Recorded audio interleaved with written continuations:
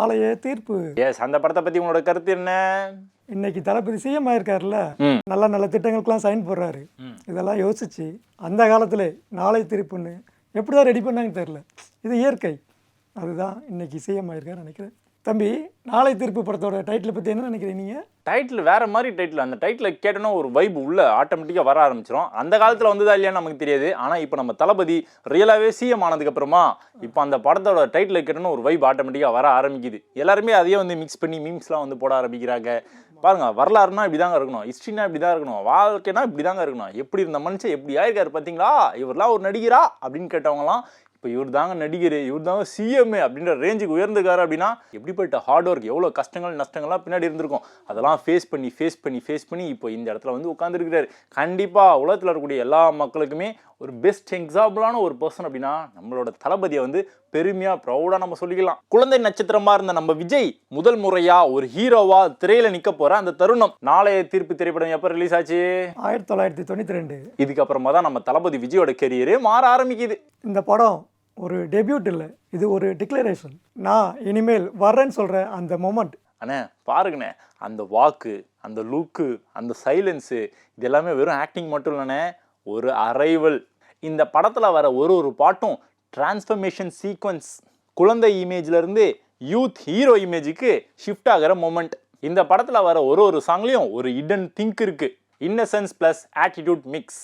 அதுதான் விஜயோட future style foundation. அந்த படத்தில் ஒரு டைலாக் இருக்கு, நான் யார் அப்படிங்கிறத காலம் தீர்மானிக்கிட்டோம், ஆனால் நான் நிற்கிற இடம் சரியானதாக இருக்கும். இந்த லைன் தான் ரொம்ப முக்கியம்னே.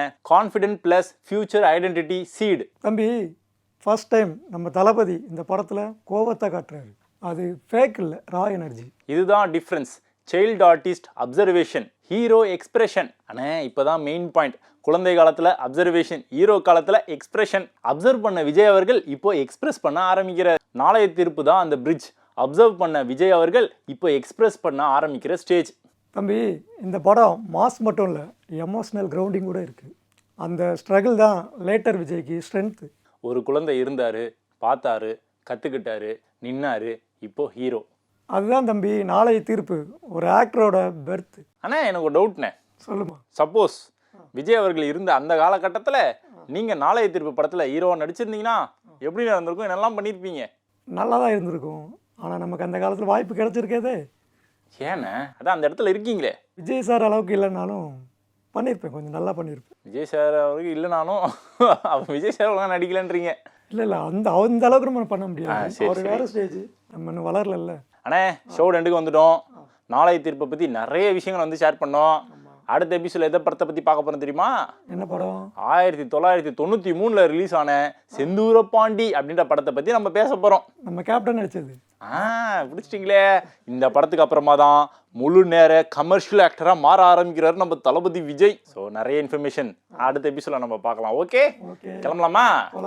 ஸோ அடுத்த எபிசோடில் செந்தூரபாண்டியை பற்றி நம்ம பேச போகிறோம். இப்போ நம்ம இங்கேருந்து கிளம்பலாம். ஓகே, இதேமாதிரி சூப்பரான எபிசோடில் சூப்பரான இன்ஃபர்மேஷன்ஸோட அடுத்த எபிசோடில் உங்களை வந்து சந்திக்கிறோம். Until then bye from this is Vinod Sukumaran and Raja. நீங்கள் பார்த்து கொண்டிருப்பது, நீங்கள் பார்த்தது என்னது? மக்களின் தளபதி. அட்டடா பட்டை கிளப்புறாரு. மக்களின் தளபதி, த அன்டோல்ட் ஹிஸ்ட்ரி ஆஃப் நம்ம தளபதி. அடுத்த எபிசோட மீட் பண்ணுறோம். பாய்.